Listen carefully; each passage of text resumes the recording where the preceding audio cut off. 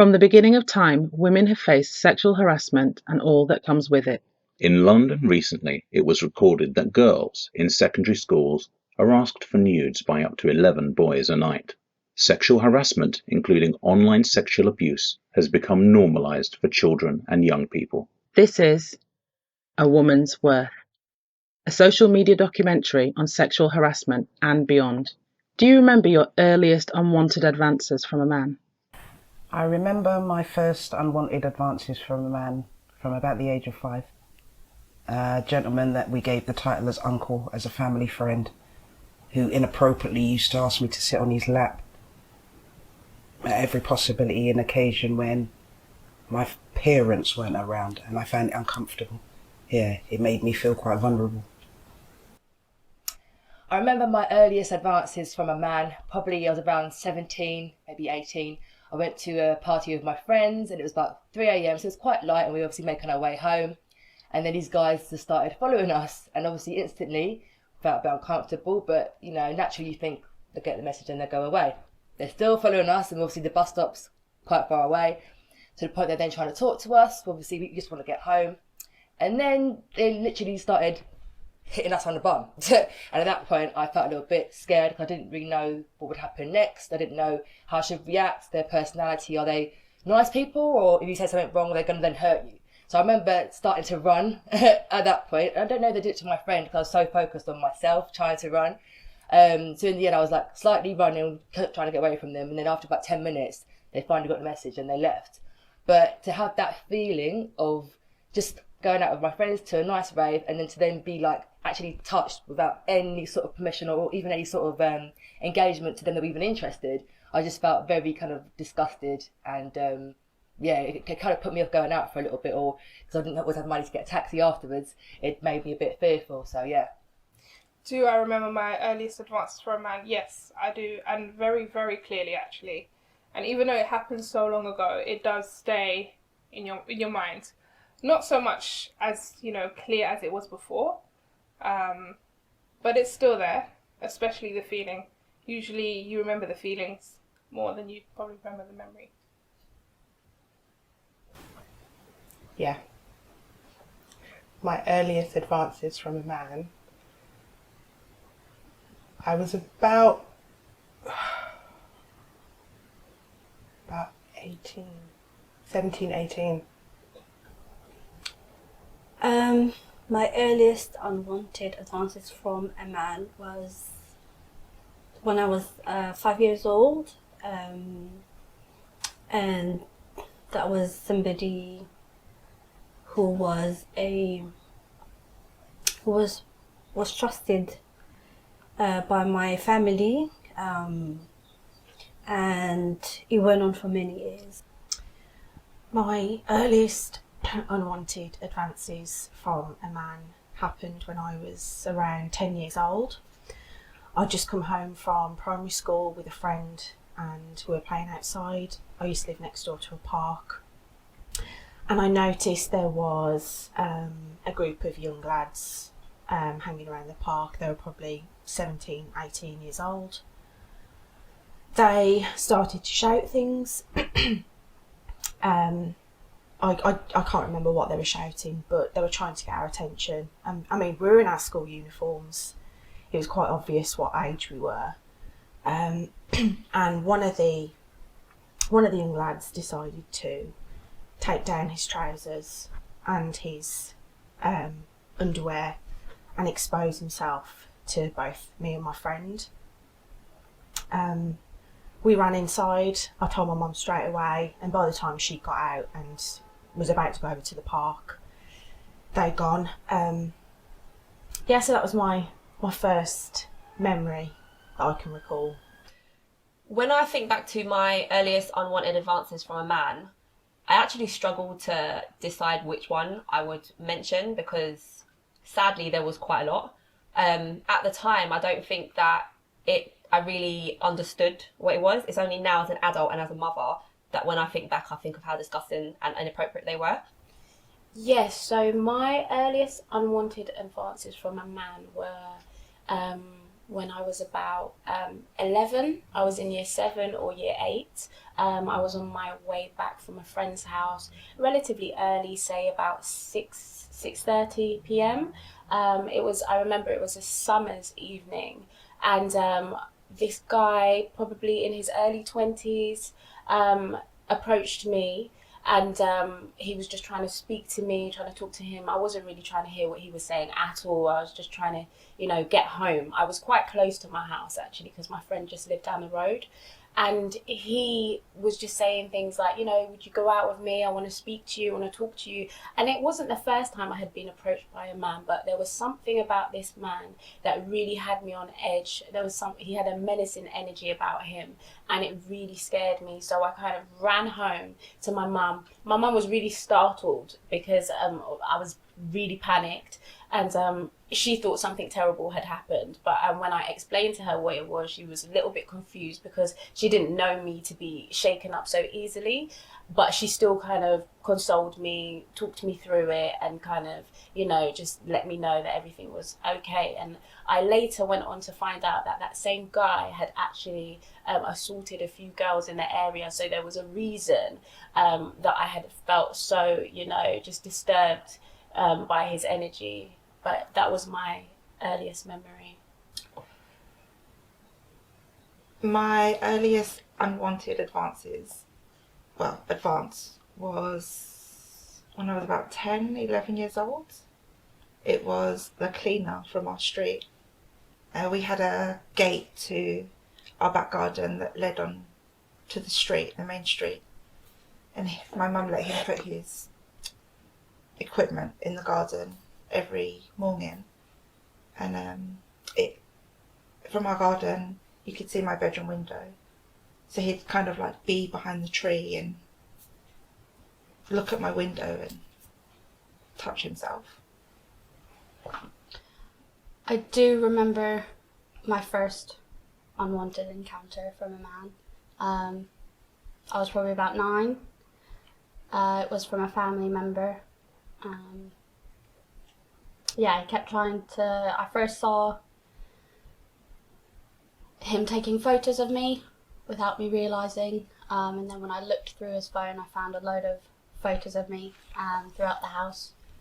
And then we were playing games in his room and tried to get on top of me. I tried to explain that obviously, that's wrong and not to do that. What is the worst encounter you've had? The worst encounter was quite recently. In the last 5 years. I actually had to take a case against an ex-partner. And it caused me a lot of stress. And it affected all my family and friends. It wasn't only me. I would say somebody that I dated forcing themselves on me till this very day is the worst encounter I've ever had. The emotions that I felt being young and uneducated on it being acceptable. If your partner forces yourself on them, is it really an attack? Is it really rape? Because you're dating, innit? It's nothing. He's your man. You're his woman. If you want it, if he wants it, are you meant to just give it up? And at that point, I didn't know. But I knew that I didn't want it. In that time, while I was throwing up, he got on top of my friend when she was completely passed out. And I didn't know this at the time. And then I went back upstairs, fell asleep, pretty much passed out after throwing up. And then I woke up with him, trying in me. Anyway, it went to court. There was CCTV evidence of not what happened to me, but what happened to my friend. It went to court probably 2 years later. and he got away with everything because they played it off that me and my friend were trying to fight for his attention. Yeah, got away with everything. The worst encounter I've had would be on a train, actually. It was the most terrifying. So 7 o'clock in the morning, Central Line's just completely jam-packed, and people have got bags and coats, and you just squash into each other. But there was one moment I felt a guy's hand rubbing my thigh, and that kind of continued over the weeks until I realised what was happening, and then started making ways to not see him. The worst encounter I've had was probably a photo shoot years ago. I was quite young, and it was a dress photo shoot, so I bought a lovely red dress, and I just thought, oh, amazing, my first kind of big shoot. And the guy said, oh, you know what would look really good? Topless silhouette. And since I had topless, I was already like, no, this is not my thing. And he kept going on and on and on about how the silhouette editorial look was so good, I could cover my breast. And I still was very, very uncomfortable, but because he just kept going on, I felt some sort of pressure then. And I said, oh, maybe that shoot would actually advance my career, maybe if I did that. And actually, after a lot of pressure of him going on about this silhouette look, I actually did it. And after I just felt like I really didn't want to do that. That peer pressure to do that was just so out of my comfort zone. And even though my breast was covered, even to this day, I'm thinking like, oh, why did I do that? I should have stuck to my guns. But when you're naive and you're just learning these things, you don't think to question anything like that. The worst encounter I have had was when I was about 18 years old. I was Christmas shopping in Birmingham with two friends. A guy approached me and was trying to make conversation. I just wasn't interested. He was asking for my number, what my name was, what I did for a living, things like that, just trying to get to know me. When he asked for my number, I said, oh, I'm really sorry, I'm not interested.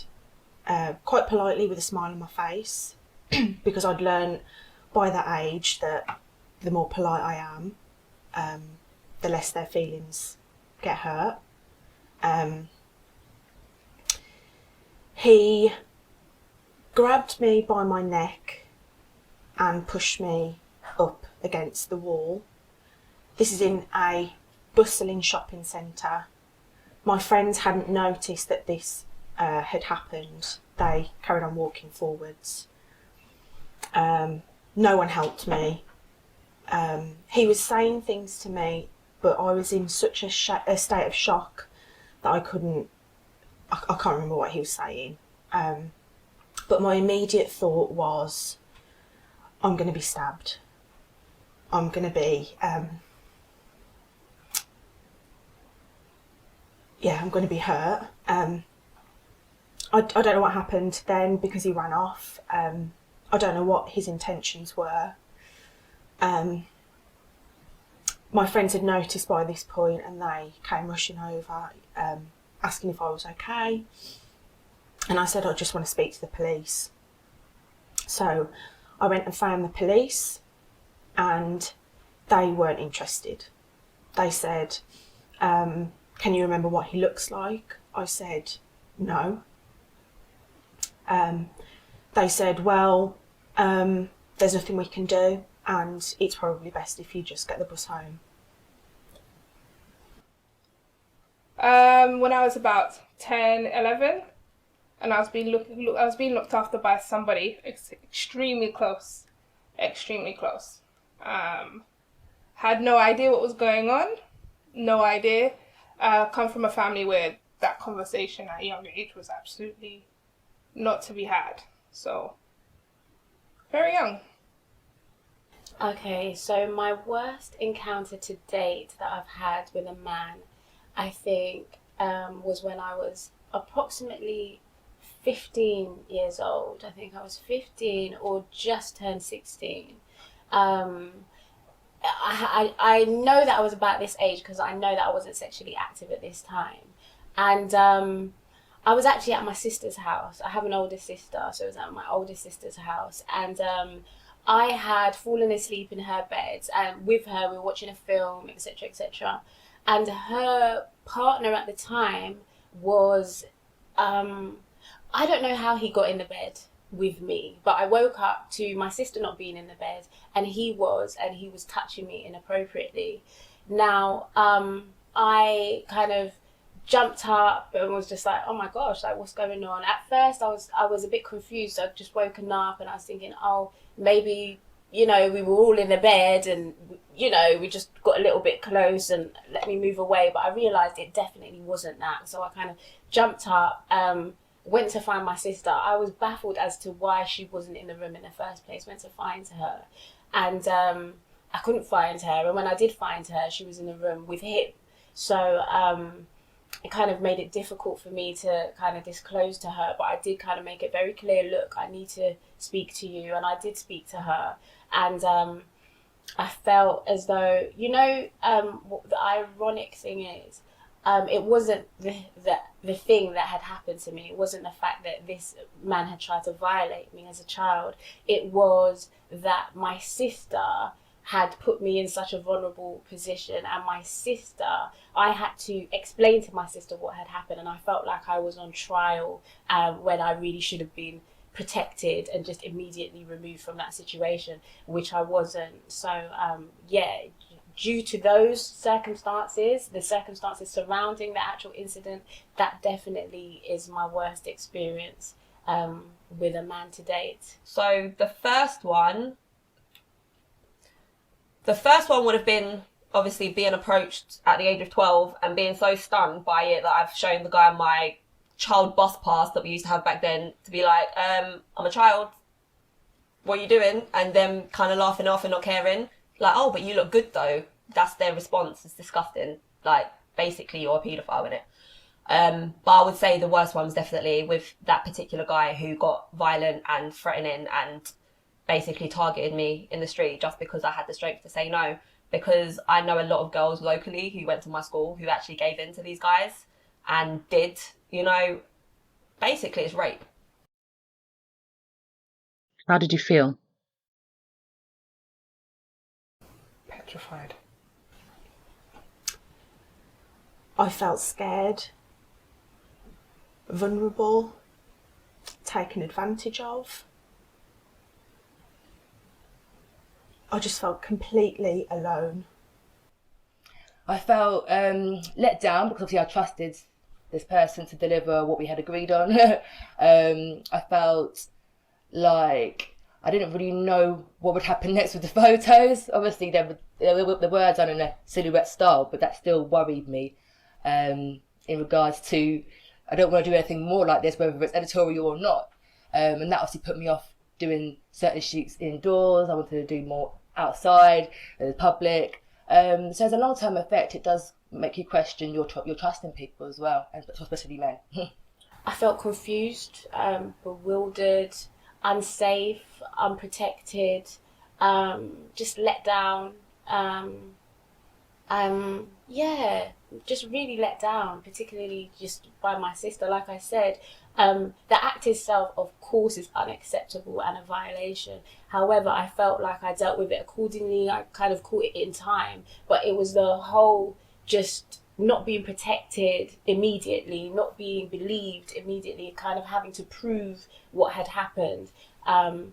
It was kind of soul destroying from somebody who was supposed to be my protector, my older sister. So yeah, betrayed and confused. Feelings.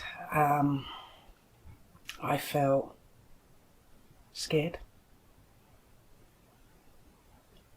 I felt I had no control. I felt unheard. I felt tired, and I felt it was unwarranted. I think a lot of people don't know or they don't understand the impact child sexual abuse or any other violence violation has on victims. It's something that you live with all your life, and it takes all your life to heal from it and to recover. It impacts your relationships that you have with people, especially with the opposite sex. It impacts how you feel about yourself. You constantly question your self-worth. It impacts your self-esteem, and I think for me, the actual violation, the silencing is much more, if that makes sense, because when everything's taken away from you, all you have is your truth.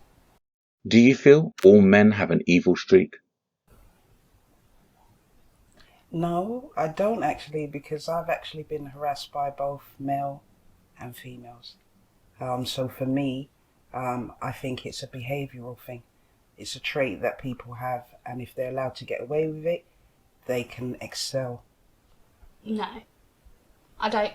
I think evil is a really strong word. I definitely don't think that all. I mean, I have so many amazing men in my life. I think there is like an instinct need that I feel they do all have. There's a want, but I don't.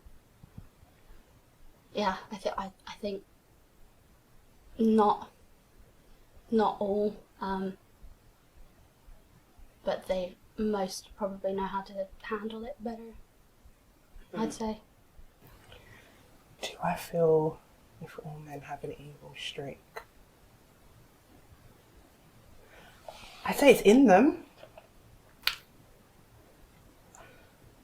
I think all men do, I'll be honest. But I think it can be suppressed. It might take a particular person, a particular scenario, or a feeling that can bring it out in them. But yeah, I do think men have an evil streak. I feel all men do not have an evil streak. I think it's just because they need to educate themselves or want to be educated. You know, they had a sister who was approached in a wrong way or any type of way.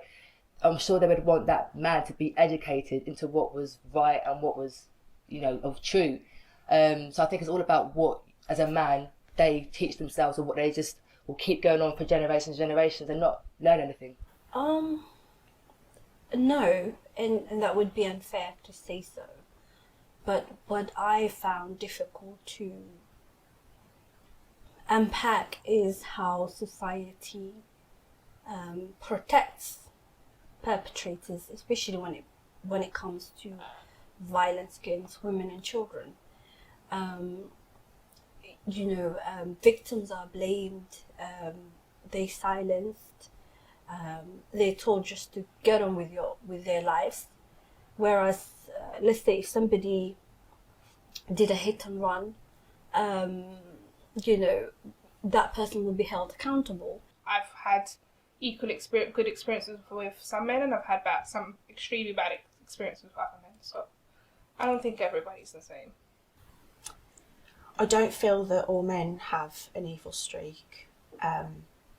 I have plenty of examples in my life of men that have been respectful towards me, whether they are friends, family members,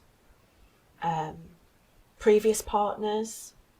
My current partner, my boyfriend, is just a complete angel and completely respectful in every single moment that we spend together, and he has restored my faith in men again. No, not at all. I think that there's good and bad people, male, female, whoever. I don't think it comes down to men, and I also don't like this negativity that men have been getting. I think it's very unfair. There are some amazing men out there. I know plenty of them. I'm lucky to have some real good male role models around me and around my children. So I don't like to tarnish everybody with the same brush. There are just really bad people out there, and I think it's about each individual to just basically try to have their wits about them if they can. Obviously, I know there will be victims out there who can't protect themselves, but just try to make sensible decisions when you can, and just, I don't know, just hope that you don't come across some of them evil people, because even when you are sensible, you can still be a victim. No, all men definitely do not have an evil streak. Some do, for sure. I'm not naive to that fact, but we have many beautiful black kings in our community. We've got lots of men that kind of stand up for us and support us, protect us, provide for us. I know them, I love them. You know, I've got a wonderful brother, I've got a wonderful dad, I've got beautiful friends, I've got amazing men around me. And just because there are some men out there who are evil and do horrible things, I definitely don't paint all men with the same brush. I don't think all men have an evil streak.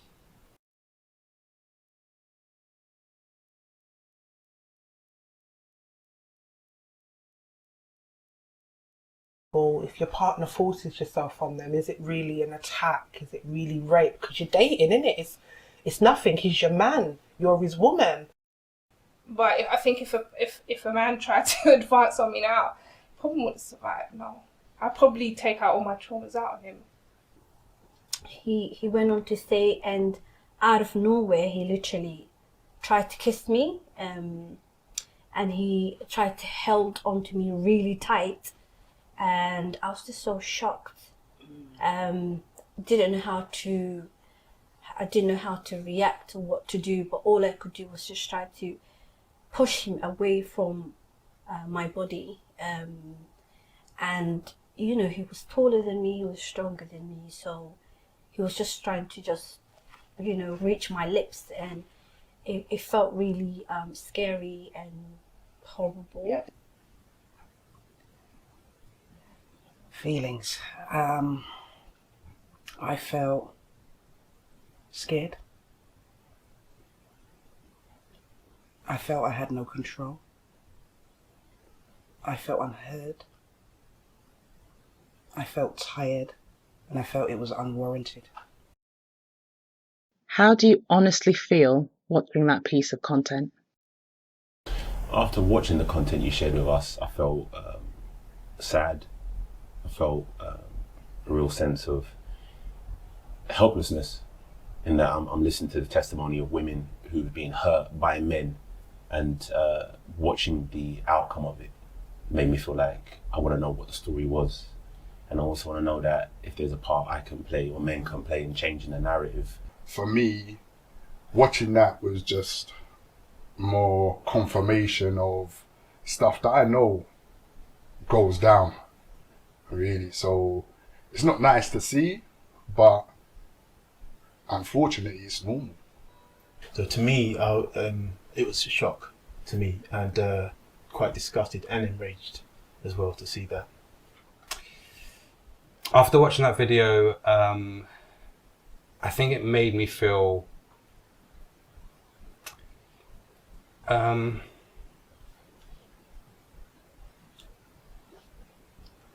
think angry and upset. I think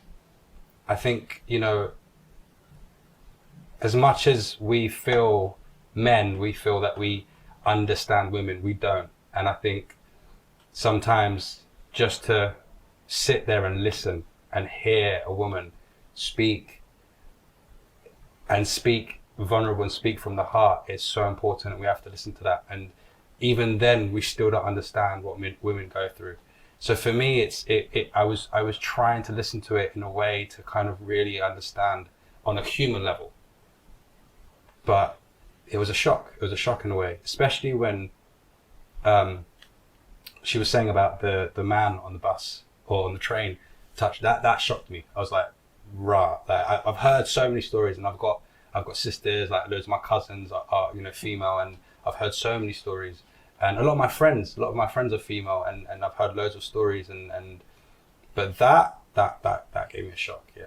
Obviously, I've come in here, some cool people, you lot, all, nice people, good energy, and got sat down, and it kind of triggered me. Cause I thought in my mind, I'm seeing Big Green talk, and I'm thinking, I'm seeing my daughter in 10 years' time. I'm thinking, wow, this is a lot, and it's things that casually maybe people do, and it happens, and you're thinking, wow, this could happen to my child. It could have been my child saying this one day. So yeah, it bothered me more than I thought it would.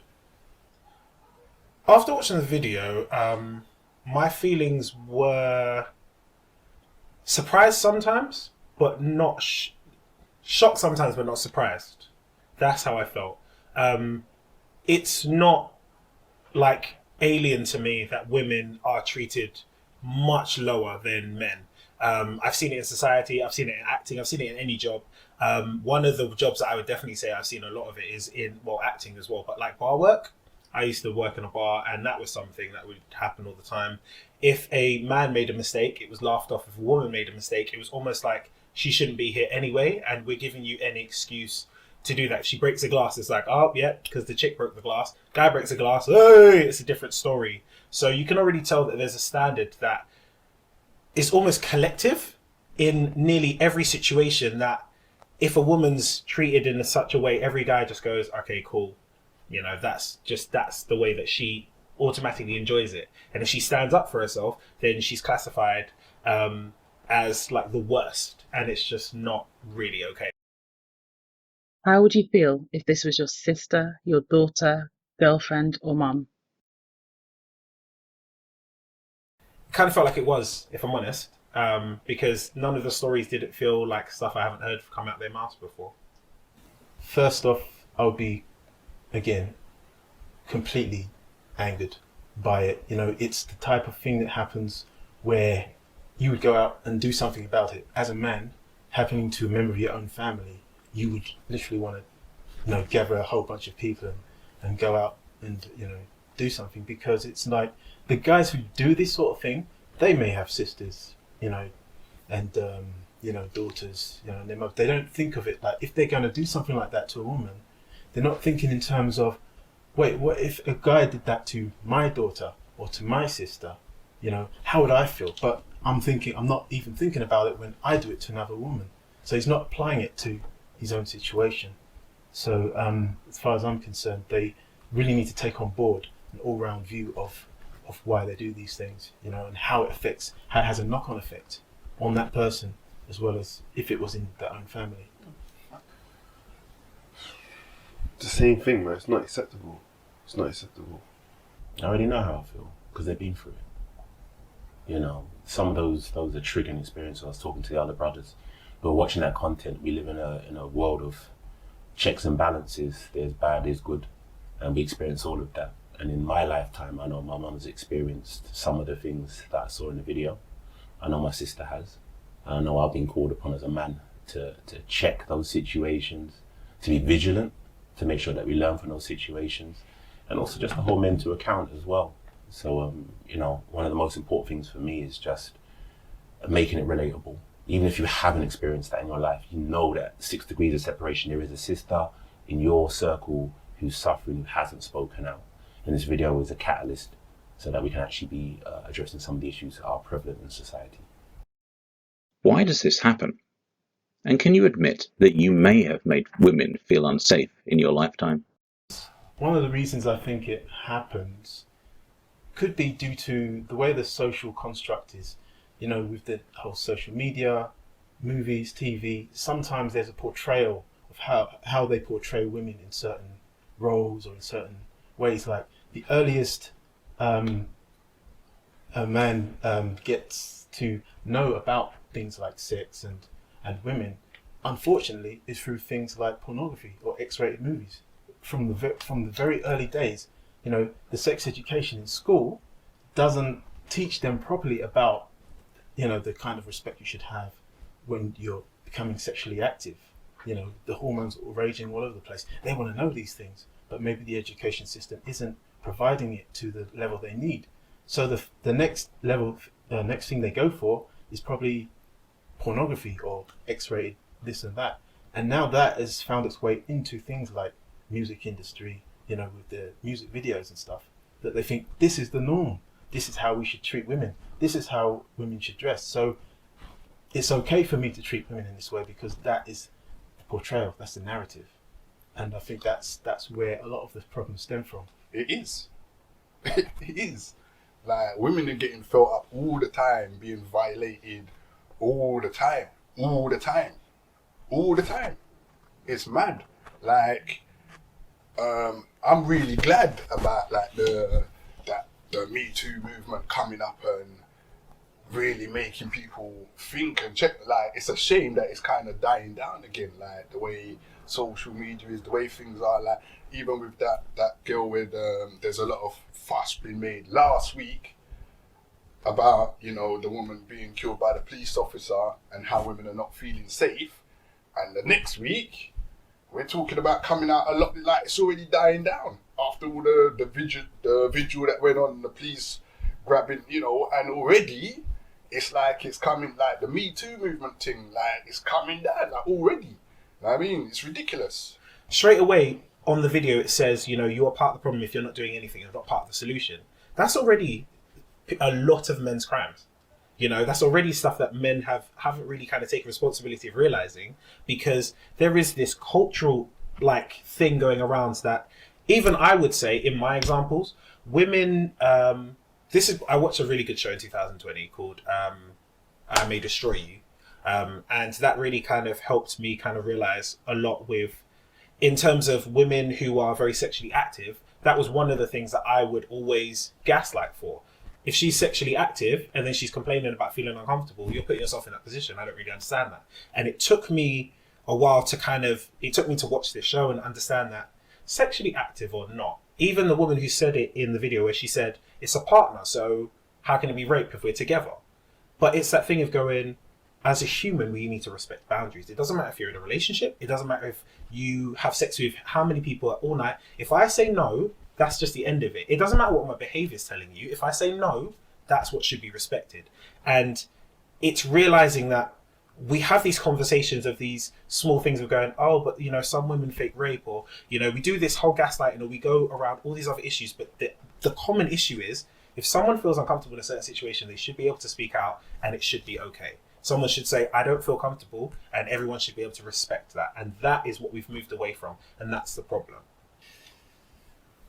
I think two main reasons, obviously, is because the society is driven by men. And although we say times have changed and, you know, women are speaking out and women are trying to fight for their rights, there's still that, there's no level. There's still no level. Men are still predominant. Men are still powerful. And I think that in itself is the issue completely. But I think also we shouldn't also say it's a society thing. We should take responsibility as men, as individuals, as humans, and turn around and go in, we're the problem. We need to speak out for that man and for that man next to us and for the things that we do that are wrong. You know, we're not all doing it because we have interior motives in a way to make them feel the way they feel. But what if we do? Sometimes we do. Sometimes we're having bad days, and sometimes we get up in the morning and we walk and we go, oh yeah, she's nice. And we deliberately look at them so that they can look back at us. And it's that kind of thing of like, well, wait, hang on a second. I'm doing the thing that I disagree with that guy doing, that I've just seen. So am I not the same person as him? Am I not doing the same thing? So it's just self-reflection, and it's also having respect for another person's emotion, even if you don't know what they're going through or how they're feeling. It doesn't matter. It's thinking first before acting. I think that's what it is. I've hurt, you know, my brothers who look just like me. I've hurt women. You know, my intention never been to hurt anybody, but that's not good enough. You know, and that's why I talk about relationships. Never put my hand on a woman ever in life, never intend to. But I can definitely say within a relationship of love, when men open their hearts, when we take our risk, because it's not taught to us. The man them is always saying, yeah, you know, be in control, run your thing, handle your business, king, rah-ta-ta. But behind closed doors, we all want to open our hearts up to a woman. And when we do, and sometimes the things you share, the hurts, the things that represent you, the things that make you the man you are, get served back to you with a sharp edge. You know, it's a trigger. And we know that with the man them, there's checks and balances. You know, if you want to go and move to a guy like that, it's a throwdown, it's a brawling thing. We almost expect that those checks and balances are there. But what do you teach men when a woman does take your truth, your hurt, your trauma, your pain, and serve it back to you with a sharp edge? You know, and part of that is the risk you took. So you don't have to suck that up, bro. And come out of that situation with your hurt, but not hurting somebody else. And that takes self-mastery. And that doesn't come at an early age. You know, when you're going through your teens, the hormones is crazy. There's nothing in TV, nothing in mainstream culture teaching you about how to have self-mastery. If you've got faith, or you've got mentors or guidance, you can grapple with that. But I think it comes to me in the later years after a lot of regret. I can just say I have shouted, you know what I mean, and the veins all pulsing in my neck and just feeling like I want to roar like a lion. But being hurt is not an excuse to do that. So I don't roar, you know, but I hurt inside. And it's good to have bros around me that I can say, listen, man, that hurt. And quite often, they'll manage to shed a tear, you know. Like, they will come and tell you, because you told them that you sucked it up and you were hurt. They will share their story. And there's healing for us as men to be able to encounter situations where we're with women who perhaps don't love us in a way that works. Naturally, we are designed to go and hunt and reproduce, yeah? And how that manifests, right, is the same way that you throw a ball in front of a cat, no matter what it's doing, it's got its attention, and then it goes into its position to prowl, hunt down the thing, yeah?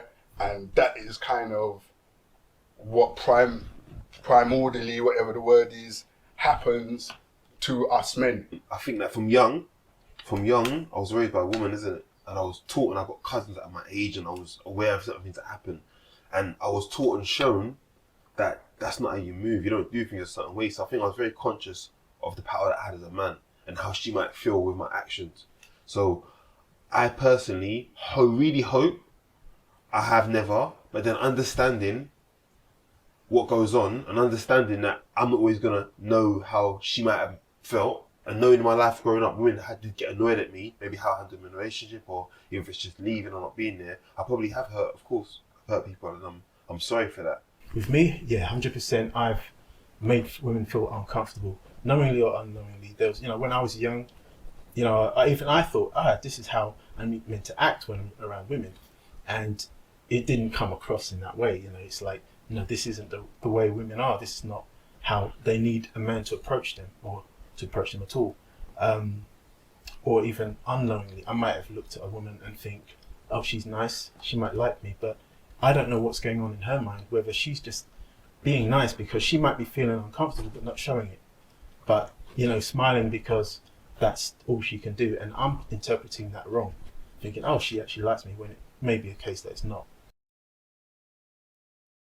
What can you and men do to make women feel safe? For men to help women to feel safe in this world, the first act is act of listening, act of compassion. We're living in a world of trauma. People are hurt, and quite often we don't want to hear it. We've got stories like, I didn't do that, I wouldn't do that. Doesn't mean it doesn't happen. So listening's uncomfortable. We all sat here and watched the video, and it was uncomfortable watching. So we got to begin with dealing with our own discomfort, that we live in a world where men cause harm to women, women cause harm to women, and we have a responsibility. So listening first, I think compassion. I think we need to feel, I've been in certain chats and conversations being had, and I understand that we need to know that I will check the man them, I will, whether not saying fight for you, or I will pull a man if he's moving wrong.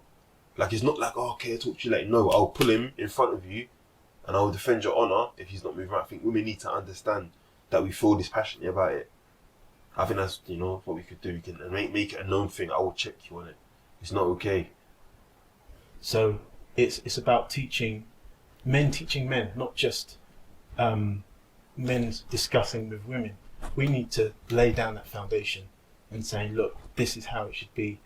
You know, none of this ideas that you think that women are these sex objects. You need to respect them from the get-go, from as young age as possible. First thing would be definitely recognizing privilege. Number 2, calling it out when you see it. And number 3, what does need to change is there needs to be way more diversity at the top. Because of situations like this, you do need more HR females. You do need more HR. You need more managers that are females. You need more people that are in there so that other females can feel comfortable going to these people that are above them and saying, I don't know how to completely explain it, but I feel uncomfortable. And them going, I get it. Instead of it being kind of a thing of, I'm stuck for words. I don't know how to choose my words because I have to explain it to you in a certain way. And the guy's just like, cool, is there any way I can get you out of this office where you're smiling and I'm smiling and it's okay? Because that's the attitude that I feel a lot of women have to face at workplaces, which is quite sad. So I think those are 3 key things that need to change. Recognizing privilege, calling it out, and diversity at the top. I think what I said before, I think workshopping. I think doing workshops is key. I mean, obviously I come from an acting background and I've done loads of workshops and also I've worked with, kids with disabilities, and I've done workshops within that kind of environment, and it's really helped them to grow and become confident. And I feel setting workshops like that for women, I think is so important. And just for women to also know that there are men that speak out and there are men that are there for them, you know, because that alone is I guess it makes it's trust, you know, it's trusting and believing in your heart that there are people out there that is the other sex that make you feel like they're rooting for you, and that, you know, so that I think is what the key is. Personally, I could check the man them. What can you and men do to make women feel safe? I've always looked at harassment as behavioural. If you accept inappropriate behaviour, if you allow things that you're uncomfortable with, if you endure things that are unwarranted and unjust and you don't actually believe that you should be receiving them, kind of gives them the coping mechanisms to continue. It's kind of having the knowledge to not deal with behaviours that you don't actually think are acceptable. Communicating, reassurance, sometimes body language in the nicest way. I definitely think communication is a big key in making you feel safe. I personally think it's about body language. I really think that is key, because there are some women that are just very, very friendly, like myself, and people obviously men can easily get confused with the friendliness. But if there's no, that body language of being of flirty and things like that, then there really shouldn't be any sort of excuse to feel that woman is approachable. If there has been smiling and flirty and deep eye contacts, then the man can ask, "Are you single?" And then from there you take it from there. But without those signs of body language, there should never be any sort of approach, because the woman hasn't chosen to connect with you in that way. You just stop. Just take the no. Just control yourself. Hold your dignity. And, do men a favour. Stop feeding into the stereotypes that are out there, for good men. Recognize it if you have a problem. If you start with the acceptance of a problem, that's the first step. Go get help. There's nothing wrong with therapy. I've had it loads of times. Working through your problems and your mental health is the best way to become a better person, and for the people around you, because you develop certain habits when you don't address your issues. So I also think that men should hold space for women, learn how to empathise with women, learn how to listen to understand, not to defend. And I say this because a lot of men, when you bring your discomfort about other men and the things that they have done, they go into defensive mode as though you're speaking about them. And they need to understand, in doing that, you dismiss that woman's feelings, you dismiss that woman's experiences, which is a very dangerous practice. And I feel that this has been happening for generations, because this is what enables predators in our communities and in our households. And I think it's really important to hold each other account. I think men have more power than they think. Although they are not perpetrators, they can hold their friends accountable to undesirable and predatory behavior.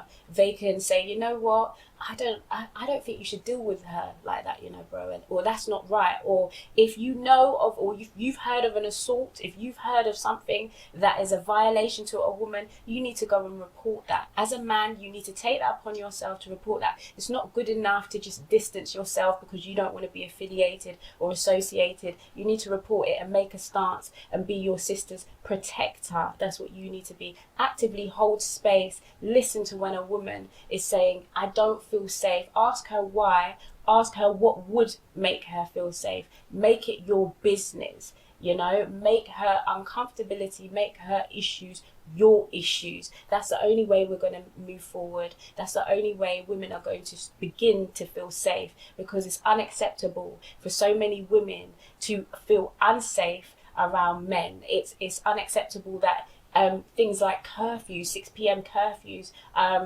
you know, are being proposed to make women feel safe. That's absurd. Methods men could use to make women feel safe are simple things like crossing the road late at night, to being on the opposite side, just making yourself more aware, like making the person that you're near more aware, not looking at our bodies, just looking into our eyes, having more conversation about just day-to-day things rather than jumping straight onto something sexual or those sexual innuendos. If you ever are in a position with a woman when she tells you no or she's not interested, even if you're just in the street trying to chat her up and get her number and she's told you no, take that no and just leave it and let it be. Methods that they should use to make women feel safe, I feel they just need to open their eyes and realise that this is going on a lot more than what they actually think. Even just, you know, little things like shouting at a girl on the street or grabbing them in a nightclub without even asking if they want to dance or anything like that. I feel that they don't realise all of these things that make us feel uncomfortable, getting too close or a little bit too pushy, and then if, you know, we do say no or we fight for ourselves or have to be rude, then they just turn around and start calling us names and this, that and the other. I just don't think that, I think that men shouldn't assume. Just try and be a good person.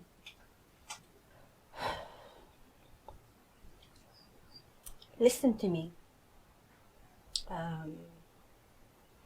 Create safe space. Don't minimize my experience. Don't dismiss me. Don't protect the perpetrator just because he happens to be the same gender as you. Stand with justice. Use your male privilege, because all men have that. Speak up. Because when it comes to, you know, Black Lives Matter movements, women do speak up. So I need to hear the voices of my brothers.